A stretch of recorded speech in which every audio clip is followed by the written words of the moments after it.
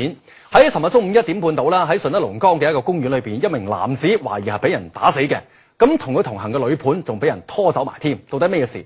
馬上嚟睇下。事發現場係順德龍崗金紫公園後山左側嘅登山道。尋日中午1點幾，一名年輕男子被發現瞓喺半山腰嘅涼亭邊。從目擊者拍攝嘅視頻嚟睇，男子面部朝下，背部朝上，頭向住山腳嘅方向斜住咁瞓喺台階上面。後經法醫鑑定，男子已經身亡。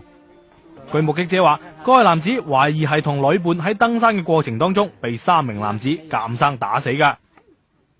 2個男的跟1個女的在這裡，有1個男的他就往這邊跑。附近街坊趕到嘅時候，其中1名懷疑有份打人嘅男子都仲留喺現場。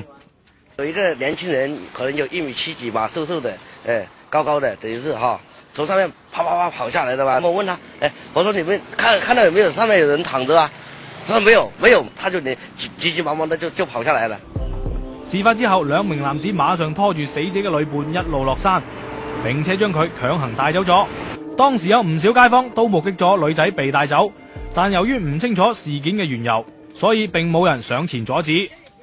有一個穿紅衣服的，穿紅衣服的人哈，就從這裡啪啪啪跑過來，然後就把摩托車弄到這裡，然後2個人就把那個女孩子啊，硬抬到摩托車上面，前面一個男的騎車，後面一個男的壓着他嘛。那個女孩當時有沒有說什麼呢？沒有，一句話沒說，就是因為一句話沒說。如果他說話叫一聲的話，我們肯定都會去去幫忙，因為當時的話以為是2口子吵架，這樣子也很正常，是不是？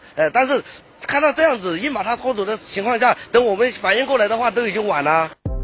順德警方今日通報，死亡男子姓易，廣西人。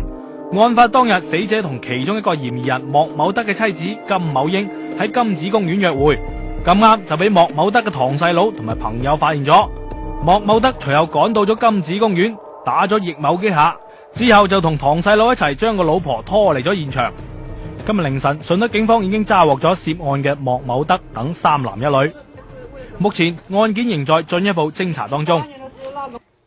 唉，陰公啊！據了解啦，打人嘅同埋被打死咧都係20零歲嘅年青人。到底係起因係老公捉奸呢，抑或係呢個捉錯黃腳雞咧咁樣？咁啊，順德警方咧就表示，聽日會召開新聞通報會嘅。咁啊，聽日將會繼續追蹤。